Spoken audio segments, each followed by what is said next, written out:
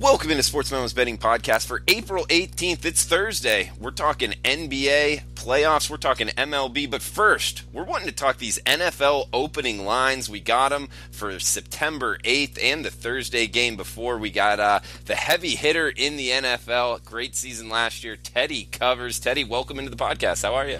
Hey, it's an exciting day, Drew. It really is. You know, the NFL draft is next week. And I know the season doesn't start until September and preseason doesn't start until August, but gosh, we've got bettable lines out there. It's always fun to talk about and consider. And I'll tell you one bet that I just made before we came on air for week one, the only bet I made for these week one numbers. I'll give it out right here in just a moment. All right, well, I'm excited about it, man. 39 and 24 last year. That's over 60% at 62% actually. In the last 4 years, my favorite number, man. Very impressive. 178, 128. That's 58% over the last 4 years in the NFL. And we can't forget the NFL season win total report. Since 2001, 87 and 35. That's north of 70%. So he's got a knack for the NFL, knows it as good as anybody. Teddy covers, and you can get his 1 year all access. That will get you all the way through till next year at this time, including the NFL season, MLB season, every play he releases for 1 full year at sportsmemo.com for $500 off today and tomorrow using the coupon code TC500 at checkout. Teddy, let's start it off, man. We're looking at the lines right now. Looks like Green Bay, Chicago, that Thursday nighter, seeing 46, 3.5. The Chicago Bears laying in this one. And also Sunday, September 8th, seeing the numbers out at Bookmakers, seeing them out at Heritage right now on the Sports Memo odds screen. We got numbers on all these games, man. I'll let you have at it. Where are you wanting to start? Let's start from the top, man. We got. I'm going to give you the Westgate numbers from here in Las Vegas. Right now, the numbers across the board are pretty much the same from book to book. There's a handful of small differences. But obviously, we're talking about week one NFL lines, games that won't be played until September. There's plenty of room for the market to settle. This is most assuredly not a mature market. The lines just came up last night and this morning. So let's start. You talked about the Thursday night opener, Chicago at home against Green Bay. 3.5, the Packers are underdogs in that game. Bears 3.5 and 46. Sunday's games, the early games, Minnesota at home against Atlanta. Vikings 4.5, 47.5. Philadelphia at home against Washington. The Eagles -8, 46.5. Jets at home against the Bills. New York -3.5, 38.5 against Buffalo. Baltimore is road favorites at Miami week one. Ravens laying 3.5, 37 the total. Tampa Bay is laying week one. At the Westgate, they're -2, total of 49 against the 49ers. Though that is an outlier line. Most books are at 1 or 1.5. Kansas City, road chalk at Jacksonville in the opener, -5, 52.5. Cleveland, look at this. The Browns are on national TV 4 times this year, and they're laying 5 in the opener against Tennessee. Cleveland -5 and 45. LA Rams, 2.5-point road chalk at Carolina, total of 51. Those are the early games. The late games on the opening Sunday of the NFL season, September 8th. Pick 'em. That's Arizona and Detroit, the game that nobody's interested in. But pick 'em and 49 the total. I shouldn't say no one. Fans are interested in. And if you find a betting angle, you'll be interested in, but not a marquee matchup. Seattle, 7.5-point home favorites, total 43.5 against Cincinnati. The Bengals likely regarded coming in the season. Here's the bet that I made. I bet the Colts +3.5 against the Chargers. LA laying 3.5, total 48. I don't think the 3.5s will be there. I grabbed one now, just to be sure. Indy plus the 3.5. That is already in my pocket. Dallas at home on opening night. This is a TV game. Opening afternoon. It's a late afternoon marquee matchup. 7.5. The Cowboys laying against the Giants. Total 46.5. The Sunday night game, Patriots and the Steelers, New England -6 at home, total of 52. And then the Monday Night Football doubleheader. New Orleans in the early game at home, -7.5, 54 against Houston. And the late game, the Raiders are laying -2.5, 43 at home against the Broncos. That's the entirety of the Week 1 opening line report. We'll do this again in September as we talk about these games much closer to when the kickoffs are actually going to be. And Teddy, you said your bet that you made as far as Indianapolis plus the 3.5. Don't see that hook there by the time of kickoff. What would you suggest that price is come kickoff? 3 or lower. Okay. And also another question here for you. What about any surprises? Was there any total surprises? Anything else where you thought the odds makers kind of surprised you in any way?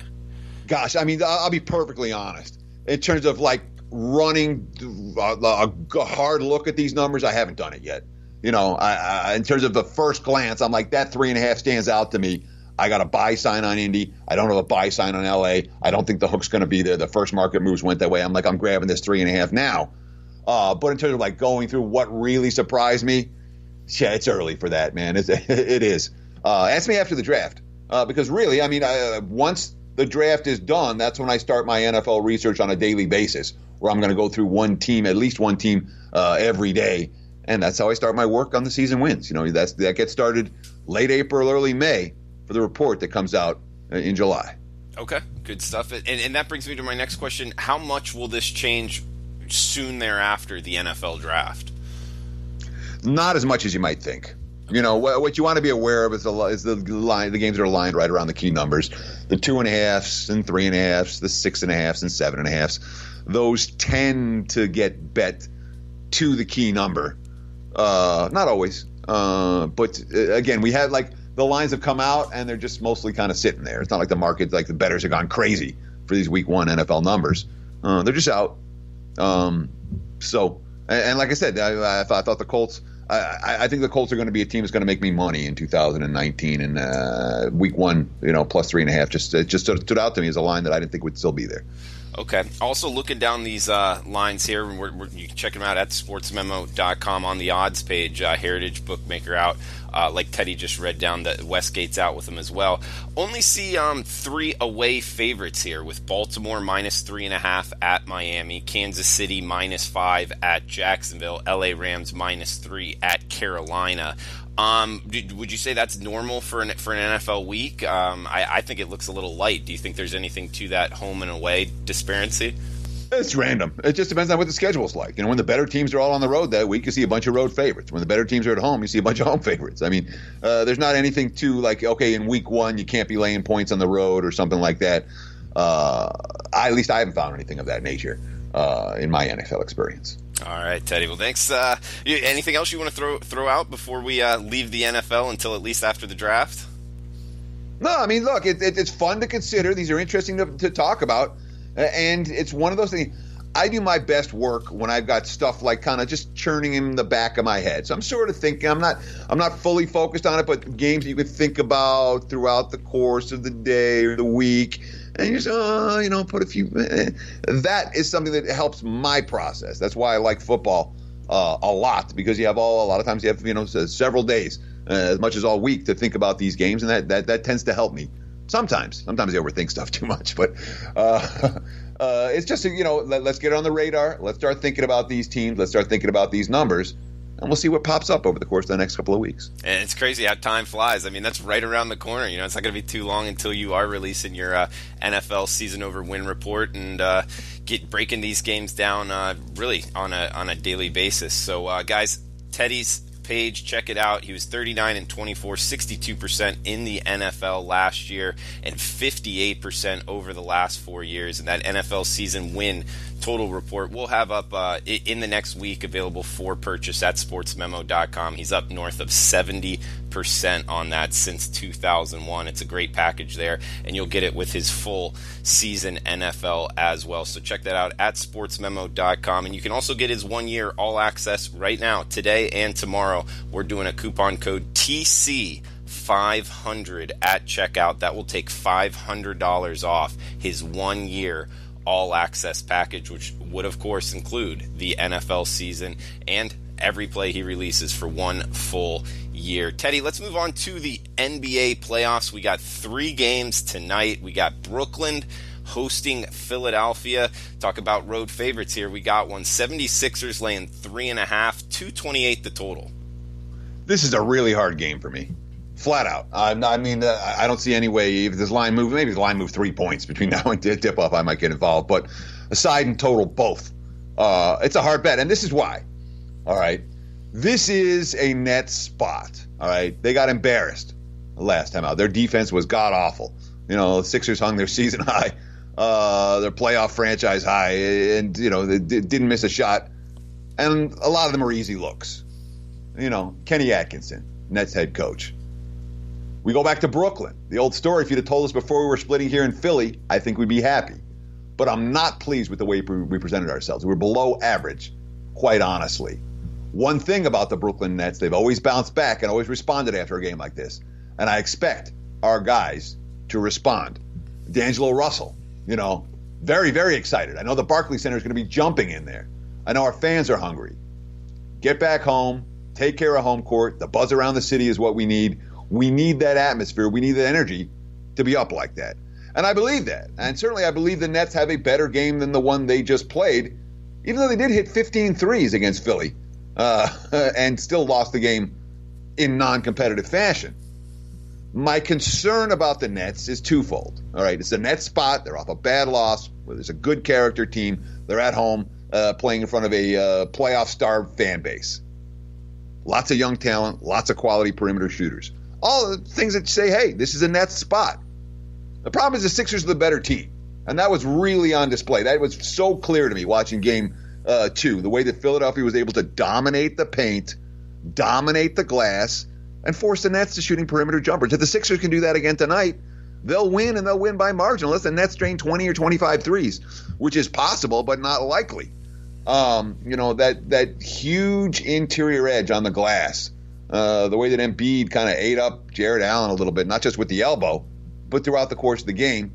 Embiid's status very iffy tonight. He's going to play. The markets think how much he's going to play, how effective he's going to be, all very questionable. But Philly's the better team, and in this price range, even though the spot says Brooklyn, it's hard for me to get to the window back in the Nets. Teddy, we got one at 6 p.m. Pacific tip here. Denver, San Antonio. This one in San Antonio, and they're laying 4.5, 208 the total. Yeah, look, we're only less than a week into the NBA playoffs, and already there have been some really tough beats. I don't know there's going to be a tougher one than anyone that had Indiana last night. That beat, I was debating on a show whether that was actually a worse beat than Purdue against Virginia in the NCAA tournament. That's what we're talking. This is an all-time epic bad beat for Pacers backers last night. But Spurs backers, like myself and my clients, and not like we enjoyed the game on Tuesday either. That was a little bit frustrating and rough. Obviously, San Antonio in control of that game throughout, and then Denver with a huge run down the stretch, 57-28, close out that game over the final 17 minutes. And they did it with defense. So the Nuggets haven't won in San Antonio the last 13 tries. The Spurs, among playoff teams, had the greatest home-road dichotomy of any playoff team. They did not play well on the road during the regular season. They played extremely well at home during the regular season, and the power rating differential between their home and road was enormous. So you can understand why the markets are all excited about San Antonio today. Money's pouring in on the Spurs. Not only not going to win, they got to win by margin. Coming off a blown loss in a series that they've been the better team for the first 2 games by and large, playing at home where the home court is strong. There's a fair bit of marketplace respect for San Antonio today. But I'm telling you, what the Nuggets did the other night, where they slowed the Spurs down and forced them into a half-court offense, that's not San Antonio's game. And if Denver can control the pace, we've seen a ton of under money come in this contest. If Denver can control the pace and keep San Antonio in half-court sets, Nuggets are going to win this game. So in my mind, side and total are very related here. If you like Denver, you like the under. If you like San Antonio, you like the over. And yet the markets are moving towards San Antonio in the under, which, I don't see necessarily both of those cashing here. And I do worry about whether the Nuggets defense figured out San Antonio during that stretch run the other night. As the Spurs, not one of the more dynamic offenses. They need to pass the ball around the perimeter and get open looks from 3. And if the Nuggets can stop that, this series might be shorter than it initially looked after San Antonio won Game 1. Teddy, last game up for the NBA playoffs. The get back game, 10:30 Eastern, 7:30 Pacific. Number 1 seed Golden State going on the road to face the 8 seed LA Clippers. 235 the total. 8.5 is what the Warriors are laying on the road. Man, we remember that game too. Tying the series up at 1 game apiece, heading to LA. They got to be feeling good as the 8 seed, but I don't know if 8.5 is going to be enough, man. How do you feel about this Warriors Clippers matchup? So it's interesting that last night, all 3 games that were played did not fall into the zigzag theory, where the team that won and covered game 1 ended up taking care of business in game 2 as well. That's not the case for any of the 3 games we were just talking about. Where game 1 and game 2, the winner of game 1 in each of these contests failed to cover in game 2, and that obviously included Golden State, who led by 31 at home and didn't just blow the cover, they blew the game. One would think the Warriors are going to come out with their hair on fire tonight. Klay Thompson. We have a lot of experience. This is the first time we've been tied in a series since game 7 of last year's Western Finals against Houston. Of course, this game that Golden State won. I know we'll bounce back. We're too prideful not to. And you certainly can't argue with that assessment. Golden State off a loss, Golden State focused. It's not a team I've got a whole lot of interest in stepping in front of. When the Warriors are interested, they remain the best team in the NBA. That being said, Cousins is hurt. All of a sudden, there feels like there's a little bit of vulnerability in Golden State. The Rockets are playing really well against the Jazz. There's some questions that I have about the Warriors now. That, in my mind, tonight's game is a game the Warriors are supposed to win by margin. I'm not confident enough in Golden State to say that they're going to do it. And I'll tell you what, if they don't win tonight by margin, I'm not looking to back them in game 4 either. The Clips, the quotes out of from the Clips. Here's Doc Rivers talking about, the obviously one for the record books the other night when they rallied from 31 down to win the game. Rivers talking about the series. That's not enough for us. We didn't come here for just one win. They have expectations. This team does too. No one wants to agree with us, and that's fine. We're fine with that. But we have our own expectations, and we're going to keep them. I understand Golden State's the class here. I understand that without Cousins now, all of a sudden, everyone knows the Warriors' antennas are up. And they're a very dangerous team to stand in front of when their antennas are up. But this price isn't right. The markets are saying DeMarcus Cousins is worth nothing. And, 13.5, 14 last time. You just factor in the home court switch. And, we're talking, it's supposed to be 7.5 here. Minus Cousins, maybe it's 6.5. 5.5, it's 8.5 everywhere, which tells you that the markets are pouncing in the zigzag, pricing in the zigzag for Golden State pretty significantly. I'm involved with a total wager on this contest. You can get that right now, just $20 at sportsmemo.com. Check that out at sportsmemo.com. And Teddy, that was a great coach's quote, man. I could imagine myself being in that locker room, being all pumped up. Like, this isn't just one game. We're going after the series now, boys. And that's what look. What Doc Rivers has done this year is pretty impressive. There's not another playoff team that looks like LA. There's not another playoff team that traded away their best guy at the trading deadline and still made it. Rivers has pushed a lot of the right buttons this season, and the Clips have found, again, completely overlooked by everyone. They found ways to be covering numbers like this all year long. That being said, Golden State's a lot better than they are. If the Warriors put their foot down, I think the Clips will have a hard time.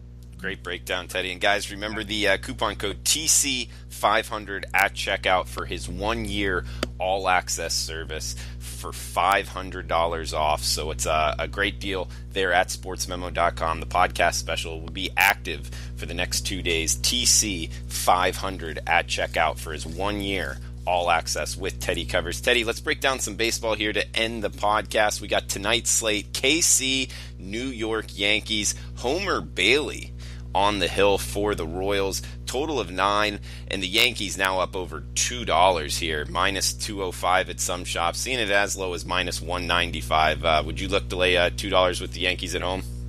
All right, one thing I don't do after the Yankees play the Red Sox is back the Yankees or the Red Sox in the next game, period. I'm either betting against them or I'm not getting involved. because there's a level of intensity in that series. And if you watch last night's game with the Yankees, hitting that grand slam homer in the seventh to rally back and sweep the series, you know how emotional it was in the Bronx this evening. So it's not a Yankee spot, flat out. Not a spot to lay $2.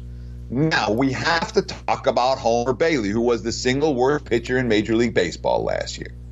All right, the worst. They go 1-20 in his 21 starts a year ago. He's not the worst. And then he comes to KC, and his first two starts, he gets lit up. Both of them fly over the total. Can't get out of the fifth either time. 10 runs in 10 innings. Walking batters, giving up dingers. Classic Homer Bailey. A fly ball pitcher who doesn't have great stuff at this stage of his career. And then last time out, facing the Cleveland Indians, 7 innings of 2-hit ball. You read the quotes after that game. There's the catcher, Martin Maldonado. That's the best he was looked. He was confident coming out of the bullpen right from the start. He never got into any high leverage situations. He was in control. I haven't seen a quote like that on Homer Bailey in 5 years. And it's worth paying attention to, maybe, for a pitcher who the markets just reflexively are betting against him. They're doing it in this game as well because his track record has been so bad. He's a bad fit for the Bronx. He's a bad fit against the Yankees lineup. And he's not a pitcher that I ever want my money on, generally. But today might be the day. I love that ending there. I never want my money, but today might be the day. I don't know. I looked at this price too, and your Yankees, Red Sox backing them the next day. I'm absolutely a fan of that one as well. So I don't know, man. I'm with you. It's Royals or pass for me in this one. We got 7:10 Eastern, 4:10 Pacific. First pitch here, Baltimore, Tampa Bay. Wood, I believe, just the 1 inning starter for Tampa Bay, going up against Andrew Cashner. 8.5 the total, minus 250 on the Rays in Tropicana. But Baltimore has been hitting a little bit of late. I'm not looking to lay $2.50, Teddy. What are you thinking here in this AL East matchup? Yeah, you got NFL on the brain right now. I do. All right, so Peter Loshak, our old buddy from SBR. Absolutely. The low-hanging fruit. Yes. All right. He's always talking about the low-hanging fruit in baseball. And this one that's just killing me. Because the Orioles got off to that hot start. And I'm like, this team stinks. I should be betting against them every game. I should be betting against them in the run line every game. And I haven't done that. And if you'd have bet against the Orioles in the run line every game, you've cashed 7 of your last 9. Baltimore stinks. All right. Their bullpen stinks. Their lineup stinks. You say their bats are going. They scored 3 runs so far in this series. And Tampa, the thing that's scary about Tampa, and I think they're going to be there all year, by the way. The Rays have potential to change the way baseball, the baseball is played. If this, the starting reliever thing plays out and Tampa ends up winning the AL East, other teams are going to do that for sure. Oh, yeah. Copycat. They're hitting, They're hitting the ball right now, too. They got some hot bats in that lineup. I am very bullish on the Rays. And if I'm going to play this game, low-hanging fruit.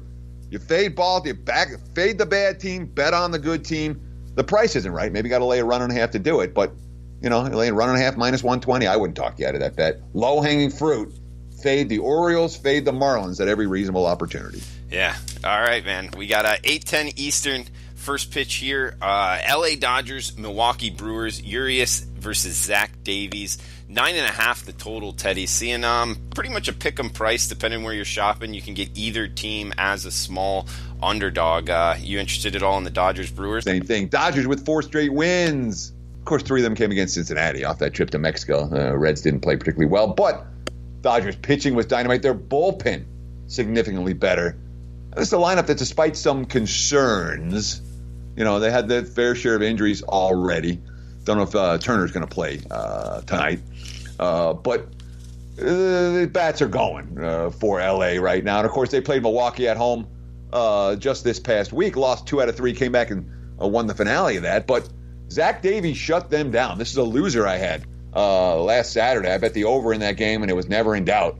The over was never in play. 4-1 final. And a lot of it was Davies, who was one of these anti-advanced metrics pitcher. You look at his advanced metrics, and you go, well, we don't like him, and the markets never seem to like him, and all Zach Davies does, and again, you were talking about a guy who was, like a 30-year-old rookie. I mean, all kinds of these factors. There's never been market respect for Davies. All he does is come in and find ways. And obviously a short turnaround second look for the Dodgers should help in that regard. The fact the Dodgers are hitting should help in that regard. But on the other hand, it's not like the Brewers aren't hitting. They've already pounded out 21 runs in this series, and Christian Yelich is on a little bit of a roll. This game feels pretty pick-em-ish, and that's exactly where the line is. Total 9.5, slight lean towards the over, but Brewers bullpen in good shape, and the Dodgers bullpen has been better of late. So while that is a lean to the over, I did not get to the window with that. When I'm betting overs, I tend to want bet against bullpens, and tonight it doesn't look like that's the case for these two squads. Teddy, we got Philadelphia, Colorado up next. It looks like the Phillies short favorites on the road here, which is kind of interesting. It's almost eye-popping to see them this short of favorites against the Colorado team that, let's face it, they haven't been good. They had that stretch of 12 out of 13 losses, 8 in a row, but have since, in the short term, turned it around a little bit. I'm worried that the market's telling us something here, that it's a buy low opportunity on the Rockies, but overall, Phillies this season have been the better team, laying a short number here. Let's call it minus 110 on the road. I mean, the Phillies are being priced as being the better team than Colorado because I think the Phillies are a better team than Colorado. And I know that the Rockies just kind of found their way after that dismal start. They won a pair of games in San Diego after winning the finale in San Francisco. But it's a lineup that hasn't necessarily clicked so far this season. It's a pitching staff that people have a lot of question marks about, and it's not necessarily a bet on bullpen. Freeland has shown signs in both directions. Same thing with Eflin. Eflin's had a couple of good starts. He was roughed up last time out, however. And when we look at this Phillies lineup, it's a scary-looking lineup. The Phillies are one team that's capable of going over the total by themselves on a given day. Heck, they did it in the first inning for me the other night against the Mets. That's always nice. You turn on the TV and 10-0 in the first. Problem solved when you got an over ticket in that ball game. It's a very potent lineup, and I'm not in a rush to step in front of Philadelphia right now. I think they are the better of these two teams in a pick-em price range. Teddy, we got 2 games left, and guys, remember the coupon code TC500 at checkout for $500 off his 1-year all-access package. That will be good today and tomorrow. Coupon code TC500 at checkout. 959-960 here. Cincinnati Reds at the San Diego Padres. We got Rourke, we got Paddock. It looks like San Diego minus 170 home favorites in Petco. Total now was some 7.5s. Those mostly taken out. Now 7s across the board, Teddy. Yeah, there's a fair bit of love for Chris Paddock in the betting markets right now. You can understand why. He certainly had some impressive early season results. The Padres 3-0 in his first 3 starts, and they've been pretty good by and large. And whenever you're talking about a young hurler with potential getting some good starts early in the season, it's not unusual to see the betting markets take interest in that hurler, as opposed to the tired retread in Tanner Roark, who the markets have never liked and who's never had the advanced metric stats. And he's another guy like Zach Davies, who's a little bit too old and his fastball isn't fast enough. And yet, Roark has had more than his fair share of effective starts, including his last outing, his first good one of the season, his first 2 times out on the mound. He got roughed up a little bit. In theory, it should be a good ballpark for him, but, we are talking about. The Padres have just lost 3 in a row. They had the bad series where they couldn't get the bats going against the Rockies. But day off yesterday, I look at San Diego as being a team that you're going to make money with. I wouldn't be shocked if you make some money with Cincinnati, but they had that trip down to Mexico, and then they came back and just had a real rough series against the Dodgers and couldn't get the bats going. I do worry about the Reds in this one. Big bullpen edge for the Padres here. If I am going to take a shot with a dog, I'll probably do it on a first 5 line as opposed to the full game.